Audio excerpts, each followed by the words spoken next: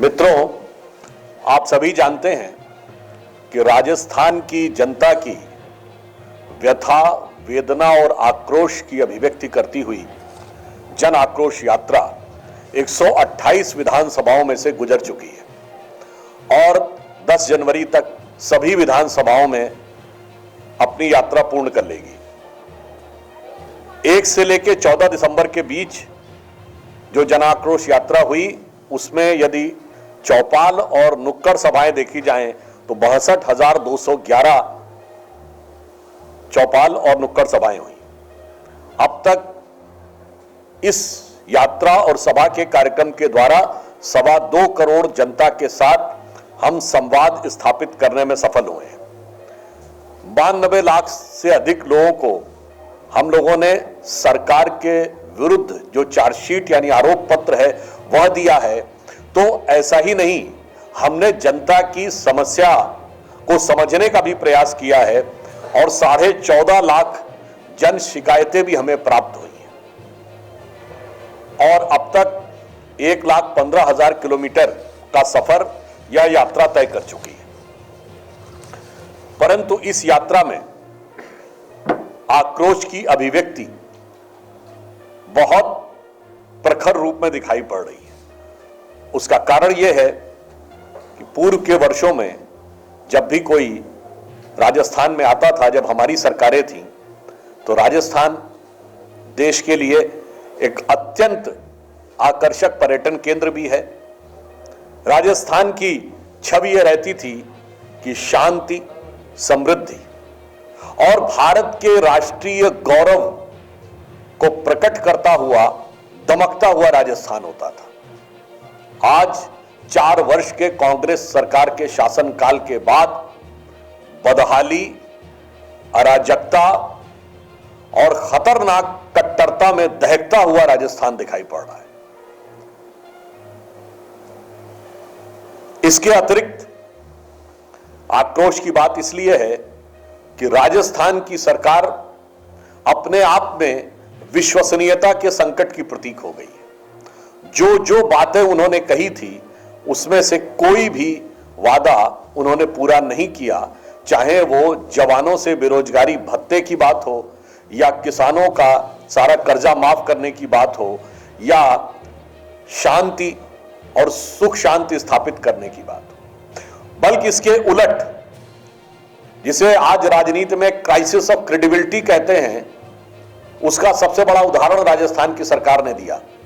2019 के लोकसभा चुनाव में आपको याद हो, कांग्रेस ने अपने घोषणा पत्र में कहा था कि वो सिडेशन लॉ यानी देशद्रोह का जो कानून है उसे समाप्त कर देंगे क्योंकि इसका दुरुपयोग होता है। और आपको पता है कि 2019 के बाद पहली सरकार जिसने सिडेशन लॉ का यूज किया वो राजस्थान की सरकार थी। अपराधियों और आतंकवादियों के विरुद्ध नहीं किया, विधायकों के विरुद्ध किया और अपनी ही सरकार के विधायकों और मंत्रियों के विरुद्ध किया जिन पे उन्हें संदेह था। तो यह अपने आप में क्राइसिस ऑफ क्रेडिबिलिटी या विश्वसनीयता के संकट का सबसे बड़ा उदाहरण है। फिर चाहे वो बेरोजगारी भत्ते की बात थी, तो उसके बदले में बेरोजगारों को पेपर लीक की श्रृंखला मिली। 1, 2, 3 नहीं, एक के बाद एक होते हुए पेपर लीक, और उसमें जिस प्रकार के लोगों की संलग्नता दिखाई पड़ रही है, फिर वो चाहे सरकार के माध्यमिक शिक्षा बोर्ड में बैठे हुए बड़े लोग हों, सरकार में स्थापित लोग हों या राजीव गांधी स्टडी सर्किल से जुड़े हुए लोग हों, ये अपने आप में एक बार फिर विश्वसनीयता के संकट को और गहरा रही है कि यदि सरकार से प्रत्यक्ष या परोक्ष ढंग से जुड़े हुए लोग इस प्रकार की चीजों में संलग्न, संबद्ध और आरोपित होते हुए नजर आ रहे हैं। और मुख्यमंत्री जी कहते हैं कि बड़ी तत्काल कार्रवाई कर रहे हैं, परंतु जिस प्रकार के आरोप और जिस प्रकार के संकेत दिखाई पड़ते हैं वो तो ये बताते हैं कि आप चाहें तो होने से पहले ही कार्रवाई हो जाए, क्योंकि तमाम लोग तो कहीं ना कहीं कांग्रेस पार्टी या सरकार से परोक्ष रूप से, यदि प्रत्यक्ष नहीं तो परोक्ष रूप से जुड़े हुए दिखाई पड़ते हैं। और उससे भी अधिक दुख की बात यह है कि राजस्थान में कभी कानून व्यवस्था को लेकर इतनी बड़ी चुनौती नहीं थी जितनी इस सरकार के समय में हो गई है। आज स्थिति यह है कि किसी के भी साथ, चाहे महिलाओं के साथ अपराध के मामले हों जो तेजी से बढ़ रहे हैं, इन 4 वर्षों में 7,000 से अधिक हत्या के मामले आए हैं, 27,000 से अधिक महिलाओं के साथ दुष्कर्म के मामले आए हैं, 4 वर्षों में 1,70,000 मुकदमे महिलाओं के विरुद्ध अत्याचार के दर्ज हो चुके हैं।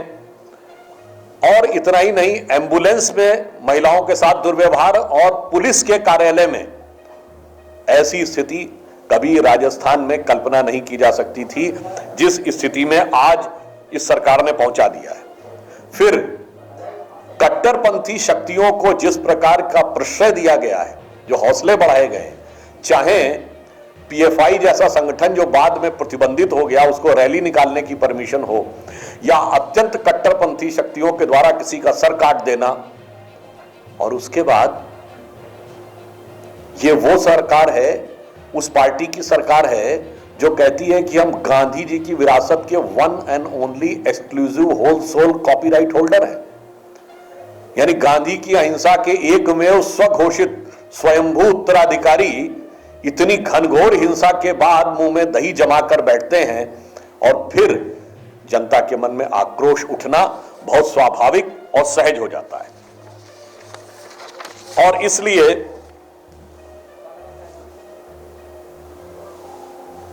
एक नहीं अनेक घटनाएं दलितों के साथ, आदिवासियों के साथ अत्याचार की और इतने भारी संख्या में हो रही थी कि आज मैं कह सकता हूं कि एक राजस्थान जो कभी लॉ एंड ऑर्डर के हिसाब से बहुत अच्छी स्थिति में माना जाता था, आज आपने बहुत से आंकड़े देखे हैं कि कुछ अपराधों में तो देश में सबसे बुरी स्थिति में पहुंच गया है। इसलिए जनता के मन में सिर्फ नाराजगी नहीं, आक्रोश है।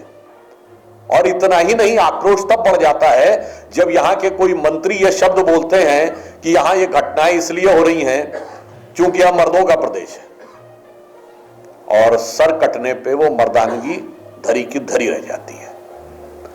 और इतना ही नहीं, यहां के मुख्यमंत्री जी याद करिए, अभी करीब शायद 1 या 1.5 महीने पहले की बात है, बोले थे 56% केस जो महिलाओं द्वारा दर्ज किए जाते हैं वो गलत होते हैं। कितने बड़े वो सांख्यिकी और आर्थिक और इस मामलों के गणित के विशेषज्ञ हो गए हैं, इतनी सटीकता के साथ प्रतिशत बता रहे हैं। यह बोलना सरकार की संवेदनहीनता का बहुत ज्वलंत उदाहरण है।